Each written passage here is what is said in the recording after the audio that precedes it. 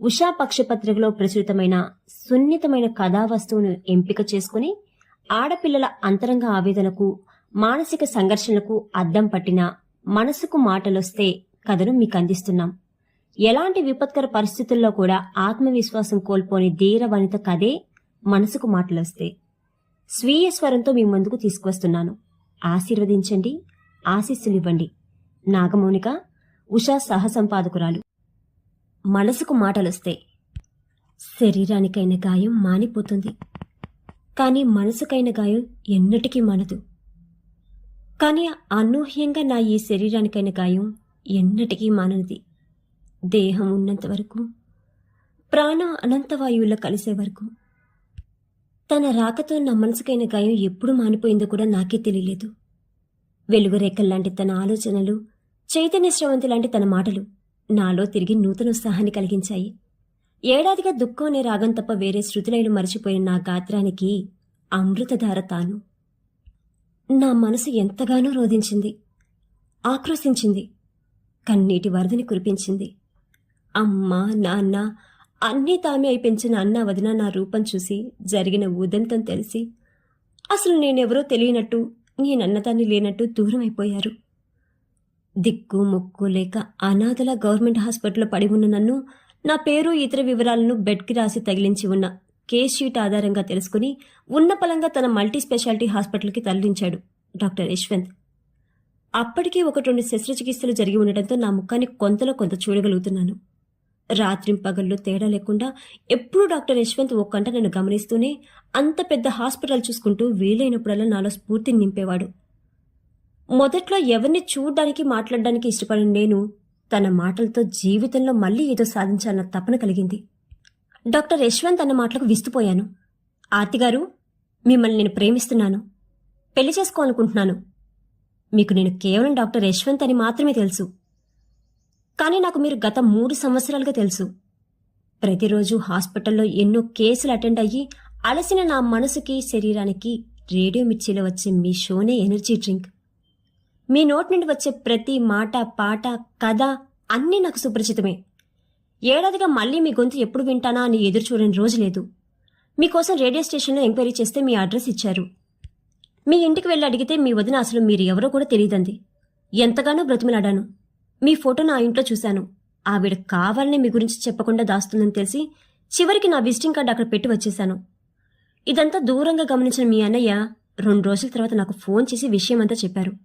వెంటనే మీ దగ్గరికి వచ్చేశాను. అసలు ఏం జరిగింది? ఆ రోజు మీ షో మధ్యలోనే ఎందుకు ఆగిపోయింది? ఇప్పటికైనా చెప్పండి ప్లీజ్. మీ మౌనాన్ని వీడండి.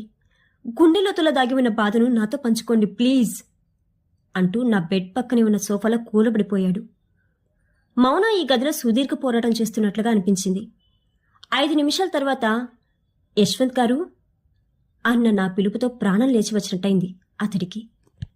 నన్ను ఇక్కడ అడ్మిట్ చేసిన నెల రోజుల తర్వాత తను విన్న మొదటి మాట తన పేరే. నేను పిలిచిన తర్వాత అనిపించిందట తన పేరు ఇంత మృదుమధురంగా ఉంటుందని.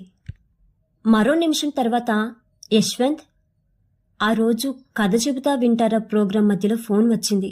మాజీ ఎమ్మెల్యే నుండి బెదిరింపులు. ఇప్పటికైనా పెళ్లికి ఓకే చెప్తావా లేక చస్తావా అంటూ. 10 నిమిషాలు నీ ముందుంటా, ఒప్పుకుంటే నీ రేడియో స్టేషన్లోనే పెళ్లి అన్నాడు.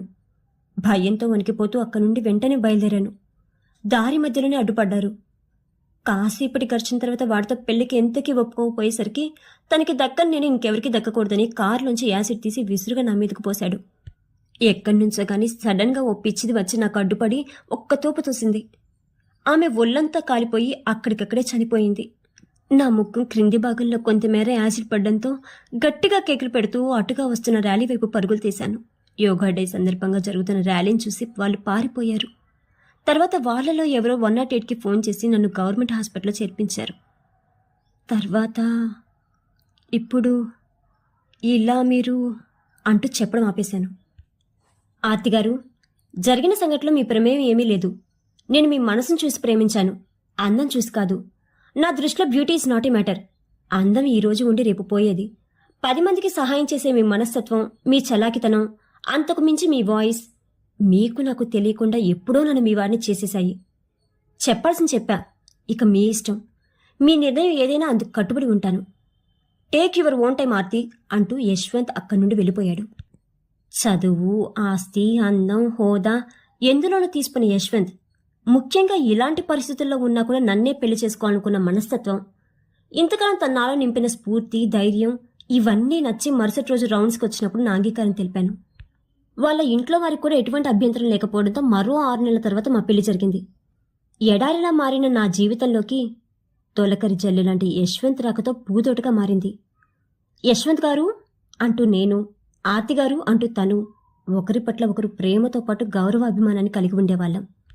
ఇక మా కాపురం గురించి వేరే చెప్పాలా? తను నా చెంతనున్నంతసేపు అనురాగాల హేలి, ప్రేమల హోలీ. సంతోషం అనే పదానికి అర్థం నేనేనా అనిపిస్తుంది తన సాంగత్యంలో. యశ్వంత్ గారికి ఏ కొద్దిపాటి సమయం దొరికినా అది నాకోసమే.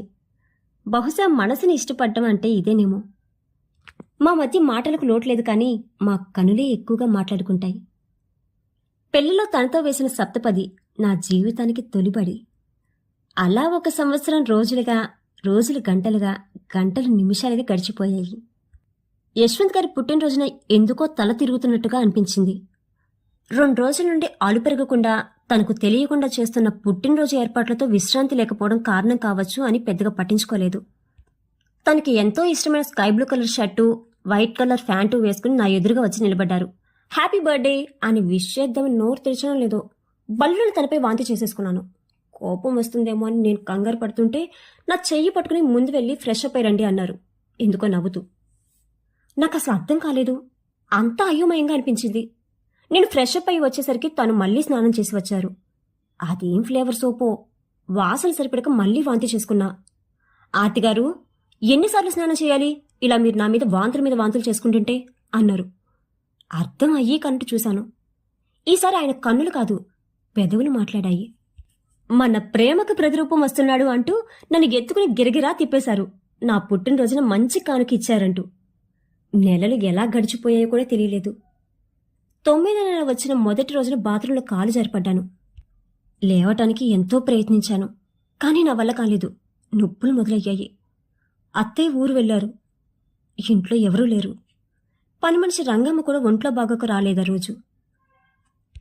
కాసేపట్లో డెలివరీ అయిపోతుంది అన్నట్లు తెలుస్తోంది. ఏమీ చేయలేని పరిస్థితి. 10 నిమిషాలకి యశ్వంత్ గారు వచ్చారు.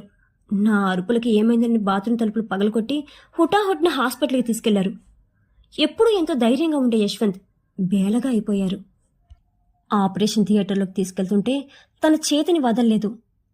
నొప్పులతో అల్లాడిపోతుంటే ప్లీజ్ అంటూ లలిత డాక్టర్ని రిక్వెస్ట్ చేశారు. డెలివరీ టైంలో నా పక్కనే ఉండి టెన్షన్ పంట క్రింద బిగపెట్టి ఒక రకమైన భావోద్వేగంతో నా తల నిమిరారు. 2 కన్నీటి చుక్కలు నాపై పడ్డాయి. డాక్టర్ లలిత గారు, ప్లీజ్ యశ్వంత్ అనగానే వదల్లేక నా చేతిని వదిలిపెట్టి దూరంగా వెళ్లారు. మరో 5 నిమిషాలకి చిన్నారి యశ్వంత్ గారి చేతుల్లో ఉన్నాడు. బాబు పుట్టాక 5వ రోజున హాస్పిటల్ నుండి ఇంటికి వస్తే అత్తయ్య దిష్టి తీసి హారతి ఇచ్చారు.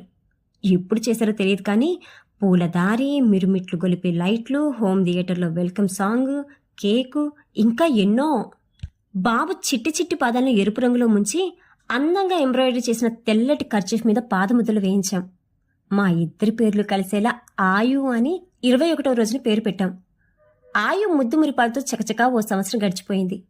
ఓ రోజు ప్రతిభకు అందం, ఆస్తి, అంతస్తు, కుటుంబం, బంధాలు, బాంధవ్యాలు ఏవి కూడా అడ్డు కాకూడదు. మీలా యాసిడ్ దరికి బలై తమ జీవితంలో సర్వం కోల్పోయి చీకటికి పరిమితం అయిపోయిన ఎందరో ఆడబిడ్డలకు మీరొక స్ఫూర్తి కావాలి. ఇక నుండి మీ ప్రతి మాట, మీ ప్రతి షో సమాజంలోని ఆడవారిని ఆలోచింపచేసేలా, వారు కన్న కలను నెరవేర్చుకునే విధంగా, ప్రతి మగాడికి నైతిక విలువలు, బాధ్యతలు, సమాజం పట్ల స్పృహ కలిగి ఉండేలా ప్లాన్ చేసుకోండి. జీవితంలో ప్రతి అడుగులను మీకు నేను తోడుగా ఉంటాను అంటూ యశ్వంత్ గారు ఇచ్చిన ప్రోత్సాహంతో తిరిగి ఆర్జే ఆర్తిగా రేడియో మిర్చిలో జాయిన్ అయ్యాను. యాసిడ్ బాధితులకు మరింత మెరుగైన చికిత్సలు అందించడానికి ఆయన చేసే రీసెర్చ్లో నా వంతు సహకారం అందిస్తూ ప్రోత్సహిస్తున్నాను. ప్రతివారం రేడియో మిర్చిలో టెలికాస్ట్ అయ్యే మనసుకు మాటలొస్తే ప్రోగ్రాంకి హోస్ట్, డాక్టర్ కమ్ మోటివేషనల్ స్పీకర్గా యశ్వంత్ గారిని మా ఎండి గారు ఆహ్వానించారు. ముఖ్యంగా ఈ షోలో సమాజంలో మృగాల వేటో చిక్కుకుని నాశనమై తమ అస్తిత్వాన్ని కోల్పోయిన ప్రతి వ్యక్తి, చిన్న, పెద్ద, ఆడ, మగ అన్న తేడా లేకుండా తమ మనసులోని ఆవేదనను వ్యక్తపరిచి తమ అభ్యున్నతికి మా వంతు కృషి చేసే ఈ ప్రోగ్రాంకి నాకంటే ఆయనే కరెక్ట్ పర్సన్ అన్న నా ఆలోచనను మా ఎండి గారు కూడా హర్షించి ఒప్పుకోవడంతో ప్రోగ్రాం దిగ్విజయమైంది. స్టార్ట్ చేసిన కొద్ది నెలల్లోనే ఎంతో మంది జీవితాన్ని తీర్చిదిద్దడం జరిగింది. ఎందరో జీవితాల్లో వెలుగులు నింపిన నా యశ్వంత్ గారు నిజంగా పేరుకు తగ్గట్టుగానే ఎంతో యశస్సును గడించారు. ది బెస్ట్ మోటివేషనల్ స్పీకర్గా రాష్ట్రపతి చేతుల మీదుగా అవార్డు తీసుకున్న రోజు ఈ యశ్వంత్ గారు నన్ను పొగడ్తలతో ముంచెత్తేశారు. ప్రతిభ మీది, ఫలితం మీది అని అంటుంటే నా పెదవులను తన చేతితో సుతారంగా మూసేస్తూ, నా ప్రతిభకు మూలం మీరే లేకుంటే నేను కేవలం డాక్టర్ యశ్వంత్ అంతే. ప్రత్యేకంగా మీ ఆలోచనలు, ఆశలు, ఆశయాలు నాతో చెప్పకపోయినా అప్పుడప్పుడు మీ మాటల ద్వారా తెలుసుకున్న నేను అందుకు ముగ్ధునయ్యాను. ఫలితంగా ఇదిగో ఈరోజు ఇలా రాష్ట్రపతి చేతుల మీదుగా అవార్డు. అసలు ఇవ్వాల్సింది మీకండి బాబు ఆర్తిగారు, మీరు నా అదృష్ట దేవత అంటూ నా కళ్ళలోకి కళ్ళు పెట్టి చూస్తుంటే ఇక మా కన్నులు మాట్లాడుకోవడం మొదలుపెట్టాయి. అదృష్టం అంటే నాదే యశ్వంత్, మీరు నా పూర్వజన్మ సుకృతం. మీ గెలుపును నాకు ఆపాదించి నన్ను అందలం ఎక్కిస్తున్నారు. లేదు ఆర్తి, మిమ్మల్ని భారీగా పొందడం నా జీవితానికి అర్థం. నిజమైన ప్రేమ అంటే ఇదేనేమో అన్నాడు. ఆయు ఏడుపుతో ఈ లోకంలోకి వచ్చాం. ఒకరోజు సాయంత్రం బాబుని అత్తయ్య దగ్గర ఇంట్లో వదిలిపెట్టి మేమిద్దరం సినిమాకి వెళ్ళాం. ఆ మాజీ ఎమ్మెల్యే చేసిన అరాచకాల గురించి ఒక డాక్యుమెంటరీ చేశాను. పాత కక్షలకు తోడు ఇది కూడాను. ఎప్పుడు దొరుకుతానా అని రిక్కి వేసినట్టున్నాడు. సినిమా చూసి రెస్టారెంట్లో డిన్నర్ చేసి ఇంటికి రిటర్న్ అవుతుండగా దాడి చేశాడు. హీరోలాగా యశ్వంత్ గారు వాళ్ళపై ఎదురు దాడి చేశారు. వారిని పోలీసులకు పట్టించారు. సరైన ఆధారాలు ఉండడంతో వాళ్ళని అరెస్టు చేయక తప్పలేదు. వాడు చేసిన అన్యాయాలు, అక్రమాల డాక్యుమెంటరీని కోర్టులో ప్రొడ్యూస్ చేయగా యావజ్జీవ కారాగార శిక్ష పడింది. అలా సమాజానికి పట్టిన ఒక చీడపురుగును తొలగించిన నా ఆర్తి యశ్వంత్ నిజంగా ఒక సైనికుడిలా అనుక్షణం నా వెంట ఉండి కాపాడే రాజు. శూన్యం తప్ప ఇంకేమీ లేదనుకున్న నా జీవితంలో అందాల హరివెళ్లి పోయించిన మహారాజు. ఎందరి జీవితాల్లో తీర్చిదిద్దిన మగ మహారాజు.